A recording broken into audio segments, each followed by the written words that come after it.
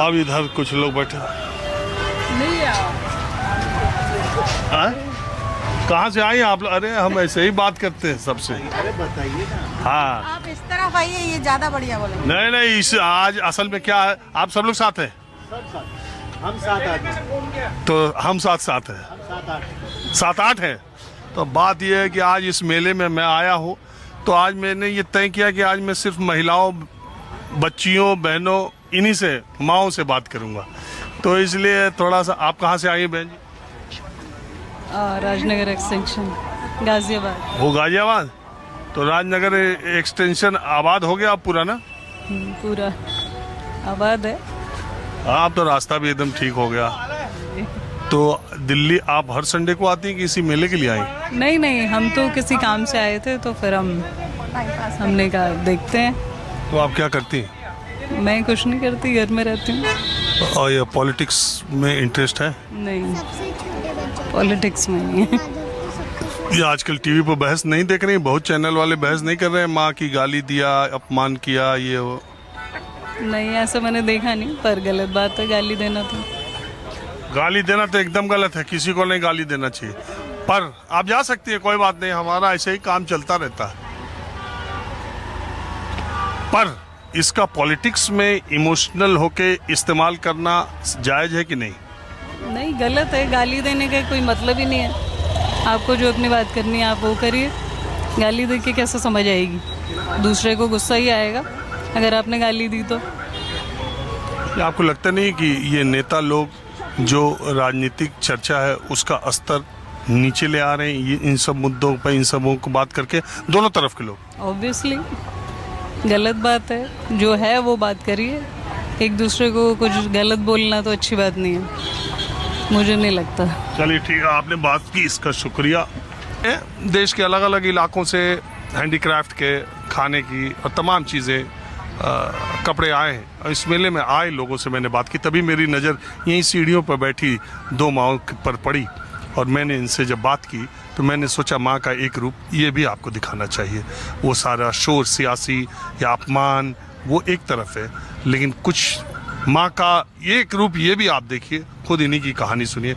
माँ, आप कब से यहाँ मांग करके खर्चा चलाती हो? 15-16 साल हो गई हमें। और रोजाना कुछ पैसे मिल जाते हैं? रोजाना नहीं आती। हाँ। हम 8 दिन बाद आते। हाँ, 8 दिन बाद। तो आपके घर में कौन कौन है? हमारा लड़का है, आदमी है, तो उसके गुटुए सूझे, हम कुछ काम नहीं कर पाता। लड़का विकलांग है, हम पे फोटो है उसका।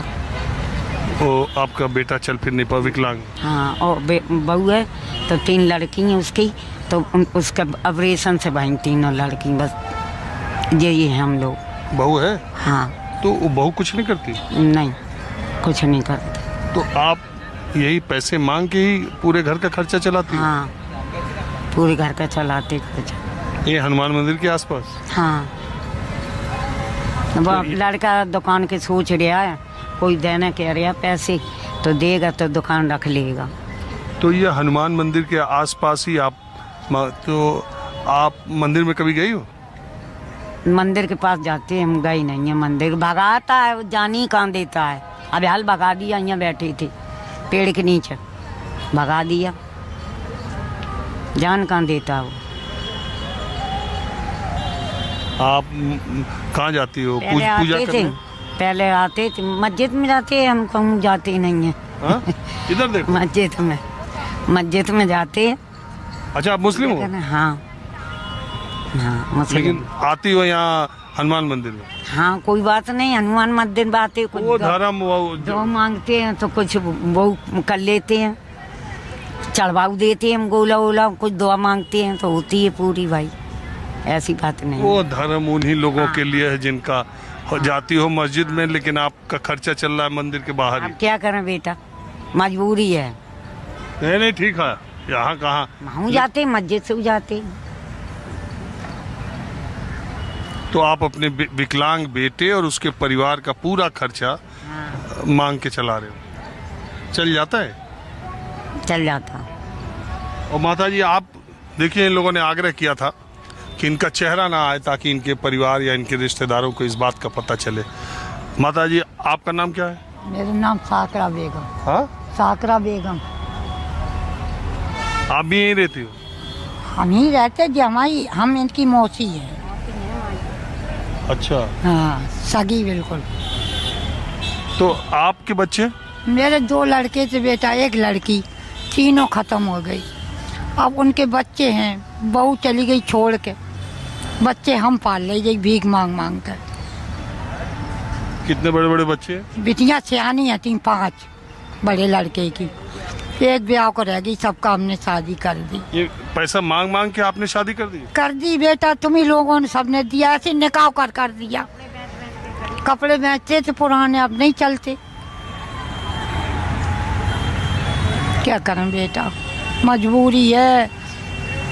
हम कबू यहाँ ना जब किसी जो नोच लिया हमारा, पुलिस वाले भगाते, नोच लिया। चलिए ठीक है। देश के बड़े हिस्से में आज जितिया व्रत का दिन है, जिसमें माँ अपने बच्चे की बेहतरी के लिए, सलामती के लिए और लंबी उम्र के लिए निर्जला व्रत रखती है 24 घंटे का, कि उसका बेटा स्वस्थ रहे, दीर्घायु हो।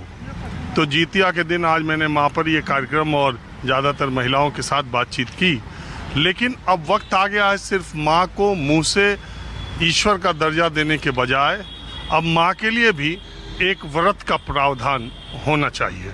और माँ का दर्जा ईश्वर से बड़ा है, तो सबको एक दिन ही सही, वैसे माँ का कोई एक दिन नहीं है, तो अगर माँ बच्चों के लिए व्रत रह सकती है तो बच्चों को भी अब माँ का व्रत रखना चाहिए। आज बस इतना ही। कैमरामैन राणा के साथ राजीव रंजन, न्यूज़ 24 दिल्ली। को-पावर्ड